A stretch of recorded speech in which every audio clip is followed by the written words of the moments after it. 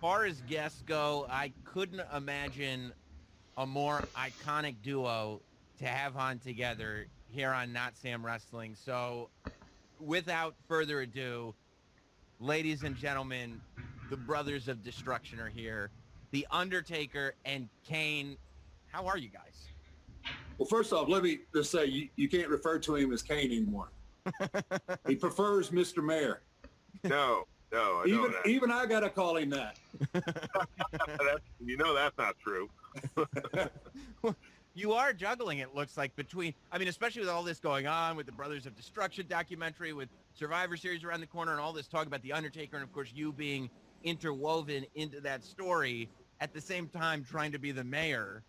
I would imagine you didn't realize how much Kane and Mayor Kane would be intersecting. Yeah, well, for instance, I actually forgot that this was not a call-in; it was a Zoom meeting, so that's why I'm in my car. And but I'm not driving. I did pull over, Okay. but as we said, I have less than optimal studio conditions here, so but we'll do the best. Hey, I hope you're not running Knox County that way. The thing is, I mean, we're no matter what you're doing, if you're at all involved in WWE, and I think Taker can tell you this, they keep you pretty busy. So I'm used to keeping that kind of schedule anyway.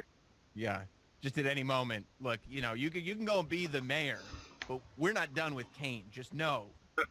True. Well, it's like the mafia. You never get to leave, So that's how it goes. Every time we think we're out, they pull us back in.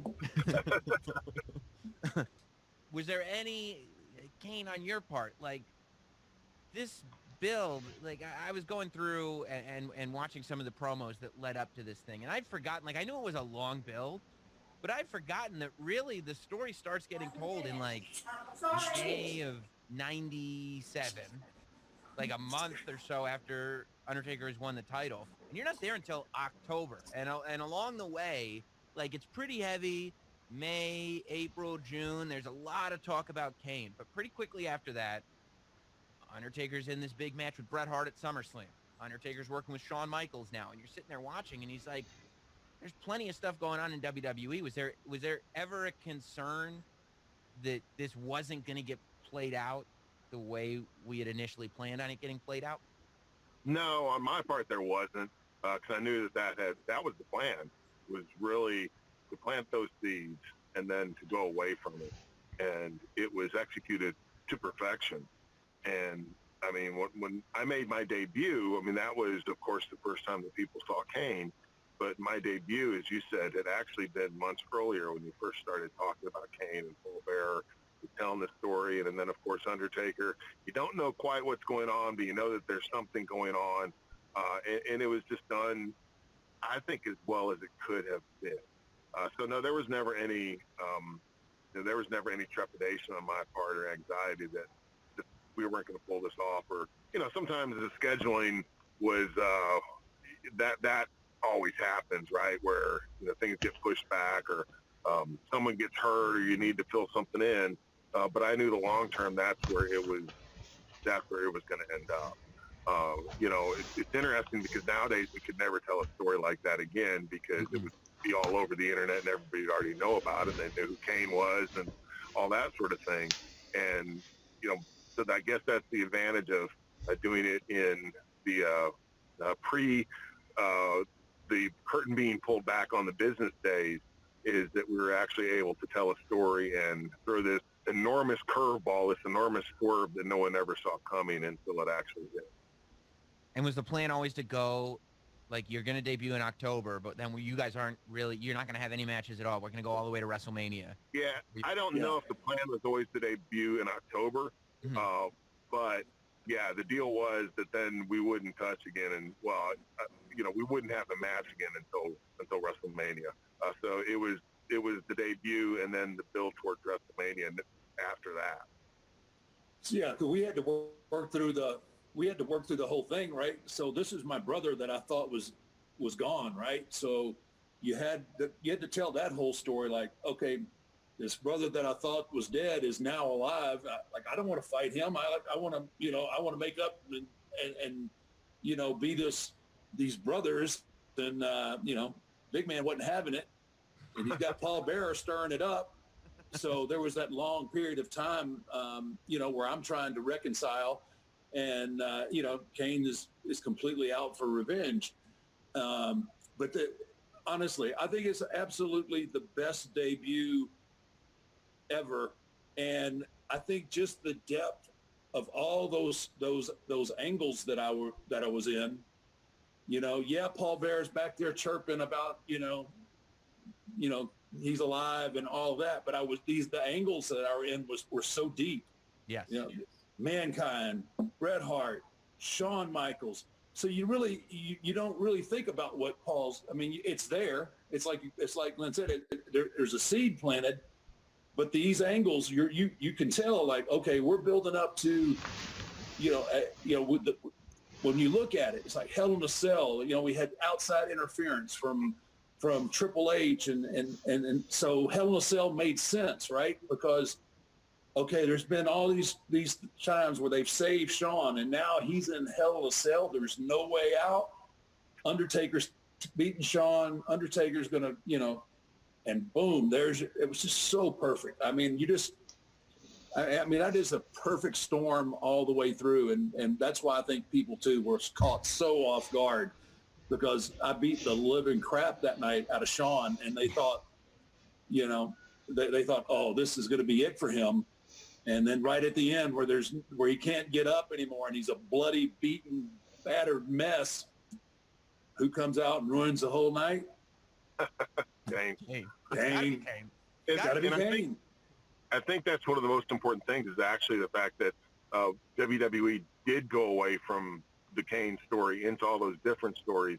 So as you say, Mark, by the time that I debuted, no one saw that coming.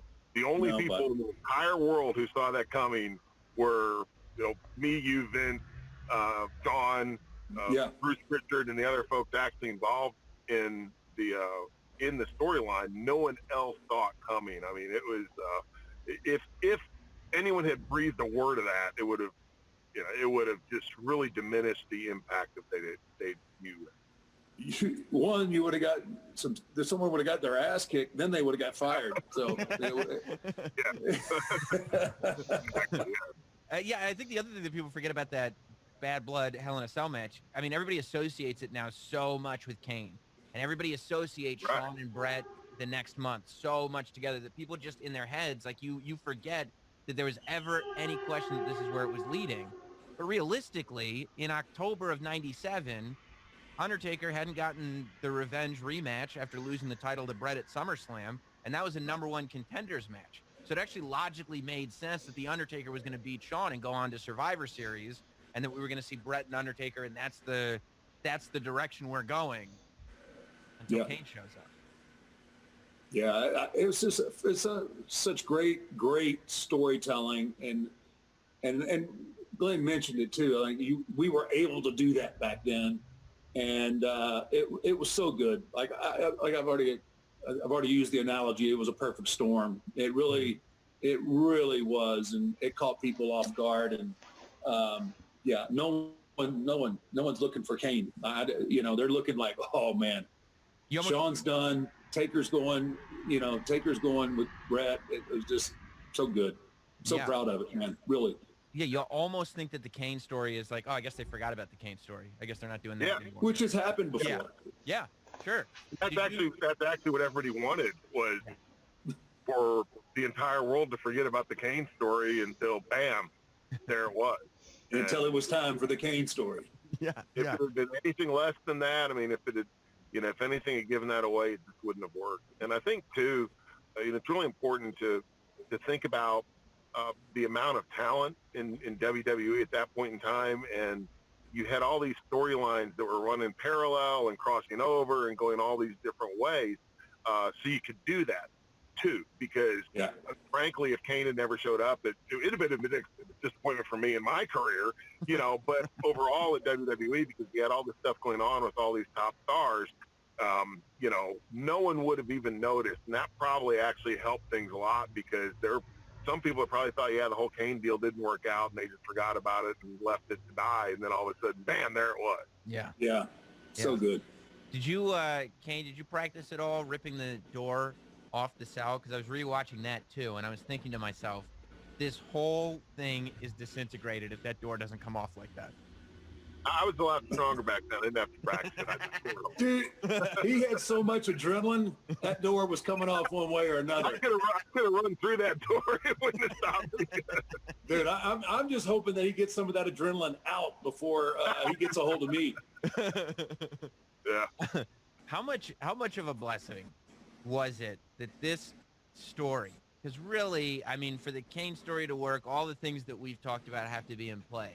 But the reality is the one who's doing the selling to the audience, the one who's getting me, the fan, excited about it, is Paul Bearer, and the talking that he's doing and those promos that he's cutting early on and the way he tells that story and what he gives you, Undertaker, in terms of reacting to it and just everything. I mean, when you go back and you look at the way Paul Bearer would week after week kind of tell the story and weave it, and you just saw this guy just on the brink.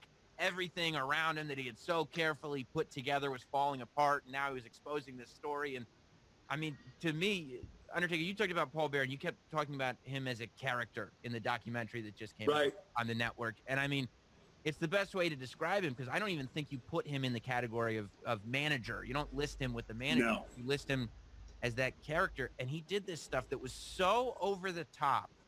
But I can't think of anybody else that could pull it off the way he did without winking, without nodding to the camera. Just this so far over the top character that because it's him, you believe what he's saying. Oh, absolutely. Absolutely. And it was really palatable, you know, once it all happened and the Kane did finally come out, you know, but even you could, like, when you start to think about it and those promos, there was just you know, it was Paul Bearer and his voice, but there was another, I don't know what's the word. I don't know if it was another energy level. There was like, he knew he had his trump card. He knew he had his revenge. It was just a matter of time when he played it.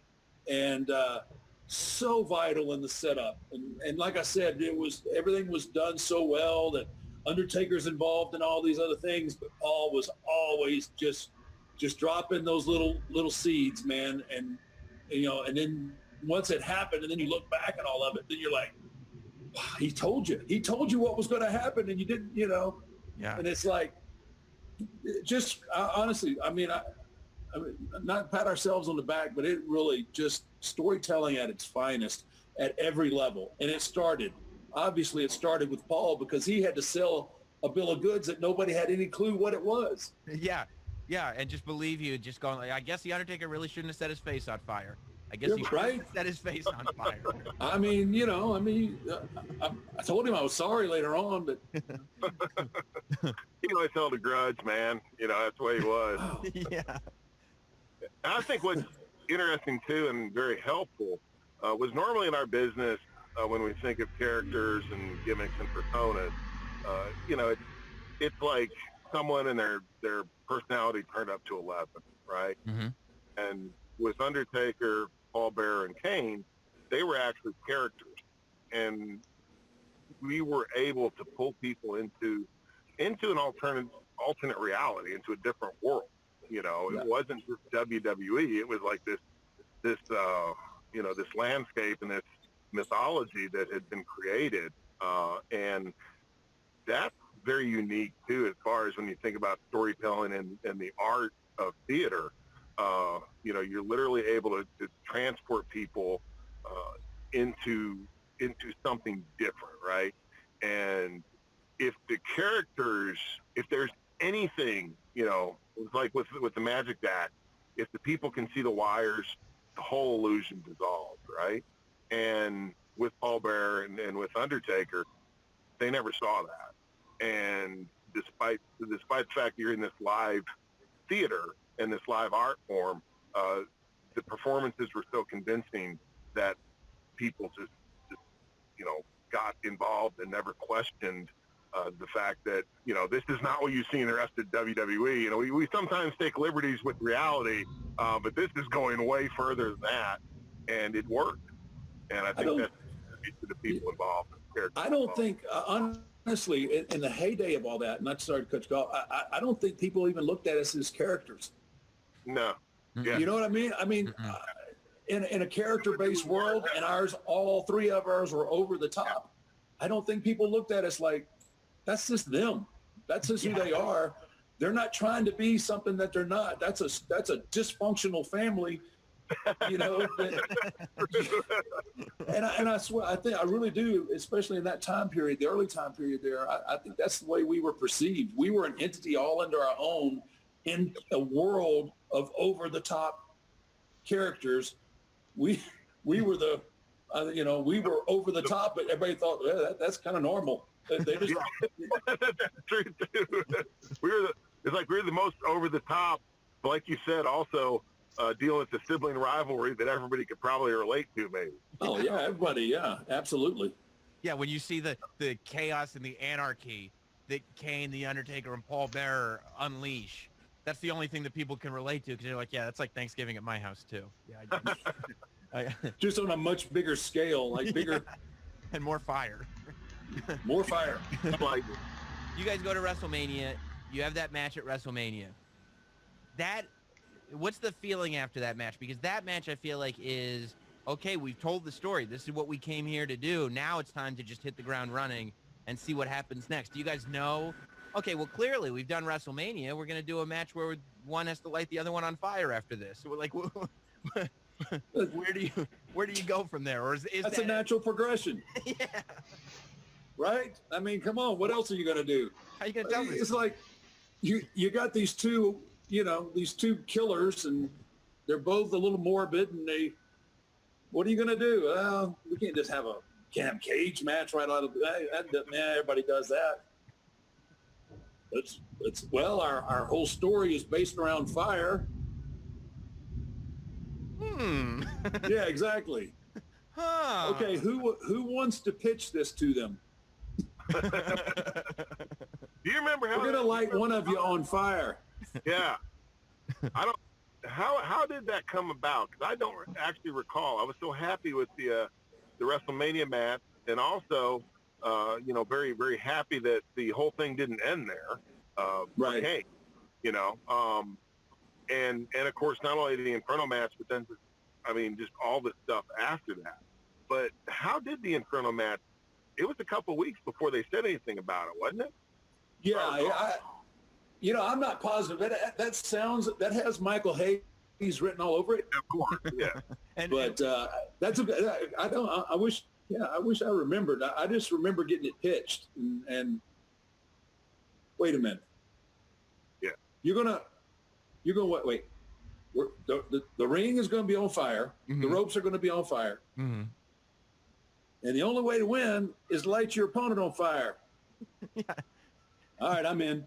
Yeah, because that's the other natural place in the conversation, right? Okay, so then what's the hook? How do we get out of it? Well, we light one of you on fire. What do you mean? Okay, cool. Yeah, all right. Yeah. Makes sense. It was cutting edge, man. We were down for anything back then. I was like, yeah, fine, cool. Good deal. It's awesome. And and it makes people go like, there's going to be a match. Like, how do you not buy that pay-per-view, right? These two, one set the other one on fire. I'm buying the pay-per-view. You got to, yeah. I mean, if for nothing else, like, okay, how are they going to get out of it? Right. Like, Right. but I got to find out. And then for the people who didn't buy it, when they find out, holy crap, Undertaker lit him on fire, right? It's just like, Yeah, I mean, even just to see the contraption, like even just to see that, clothesline over the top, over the fire, it would have been worth it. And then also to light somebody on fire, it's like, icing on the cake. yeah, it was good. Yeah, what was so cool too is that's one of those kind of matches that your audience feels, because the heat if you were ringside or anywhere close, you could feel, not that they were going to get hurt, but you could feel the heat, and you could only imagine what the heat was like inside of the ring. I think that was just a great piece of business all the way around. Yeah. I think it's poetic. I mean, I think you've told stories, Taker, about not necessarily wanting to go back to being the dead man, but the idea that 6 years later, first, Kane buries you, which seemed unnecessary to me, but I'm just saying. yeah. They set me on fire once. I mean, he deserved it. Yeah. I thought we buried the hatchet. Talk about carrying a grudge. Was there a level of comfort knowing that, first of all, this is, again, an evolved version of the Dead Man coming back? This isn't, the Ministry Undertaker or the Purple Gloves Undertaker. This is a dead man that makes sense, a dead man that would have lived through what the American Badass lived through. Right. And by the way, the reintroduction is a WrestleMania match with Kane. Was there a level of comfort to that? Oh, absolutely. I mean, I was off for a while, so you always get a little nervous when you take time off. I got more used to it later on, but so I knew that part would take care of itself, and it all felt, like I said, it's organic, really, and not to sound cheesy or anything, but it really is just kind of everything we do is organic. It just always fits together. And I think the thing is that Glenn knows his character so well, and I know mine so well. And then we know them together so well that I don't know. We just know what to do to make it, just to make it real and to make it, and make it evolve and turn into something good. So yeah, it was probably one of the less stressful WrestleManias for me. Other than the fact that I was moving it forward, but I was bringing it back a little bit. That was the same thing when I went to the American Badass. Like in my head, I'm thinking, this is going to be cool. This is going to be what the character needs. But you still always have that little part in the back of your brain, like, what if they completely just crap on this, and this is not what they want. And, fortunately, my instincts were right. But those are the kind of things that you always roll the dice when you have characters that are so beloved and so many layers, and people are so invested in. It's always a roll of the dice of going too far or so. But Yeah, Kane, how did you feel about your character at that point? Because you had gone, talk about over the top. Like, I love some of that stuff. Like, I go back and watch it now, and I'm like, this is as entertaining as it gets. But you went so far over the top into demonic world. This is when you're, lighting announcers on fire, and right after WrestleMania, you're going into the storyline with Lita, and you're electrocuting McMahon's, and you're a crazed serial killer out there. Did you enjoy how far you got to take that, or did you at times want to pull it back? No, I really enjoyed it creatively. And one of the coolest things that I think we ever did was my entrance, pull up in a paddy wagon and get out of the paddy wagon. I'm in all the chains, and it's kind of like Hannibal Lecter when he comes out in the straight coat and with the mask so he can't bite people and all that stuff. That was the coolest entrance I've ever done. Yes. It was just like, oh my gosh, this is, when you think like monster, that's the dude you don't want to meet in the dark alley, that guy. And, so it was just cool to be able to do all that stuff. And then of course, I think that eventually though, the entire WWE universe is looking towards Undertaker again. And it almost felt like going home with, back into a WrestleMania match with Taker. So for me, for the evolution of the character, now I was having a great time. And then, to do the match at WrestleMania 20 with Undertaker, again, that just felt like, it just felt like if you're reading a book and you get to the chapter, you're like, this is the chapter I've been waiting for, right? And that's kind of what it felt like for me. Yeah, and Kane's got to be Kane's got to be evil. Kane's got to be really, really bad. He can't be beloved at that point. So you do. I like I said, I love that time period for you. how surprised were you guys when 2010, 2009, 2010 rolls around? And they're like, yeah, we're going to do some more Undertaker and Kane pay-per-views. And there's that whole, I mean, there's a whole generation that to them, that's the Undertaker and Kane rivalry. Paul Bearer coming back, the Hell in a Cell match, the all this stuff. How surprised were you, or maybe not at all, that in 2010 it was time to do another rivalry and do another full-on run on SmackDown of Undertaker versus Kane? Well, that was precipitated by there was really a chance thing, and WWE just taking advantage of that. The trick this time was to figure out how to do it differently, and how to not be the sequel or whatever, and how to make it unique. And what Mark did, his idea was like, this was a chance to elevate Kane, to the point to where Kane and Undertaker are truly equals as far as in the eyes of WWE. So for me, it was just that to thank him very much for doing that, because that was kind of, from my perspective anyway, of his thinking in this is,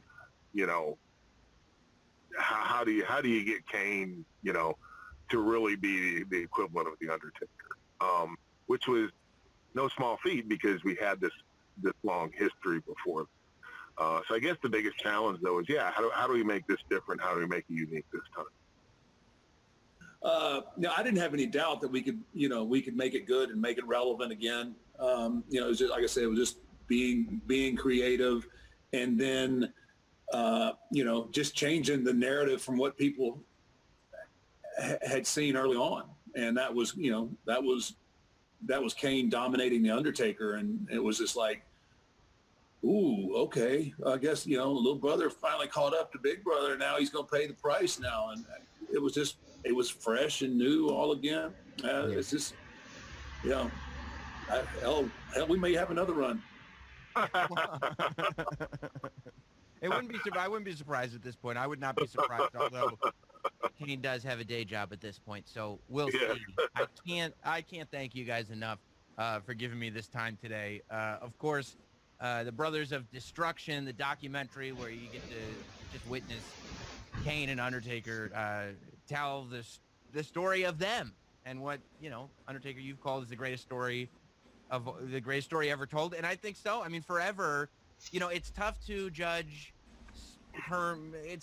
history when it's not yet history. And forever you go like, oh, well, the Mega Powers is the best story they ever did, or this is the best story, or that's the best story. But man, now that we're some years removed and you look back on it, it's really tough to argue that this isn't the best told story in the history of WWE. And a lot of that credit goes to both of you.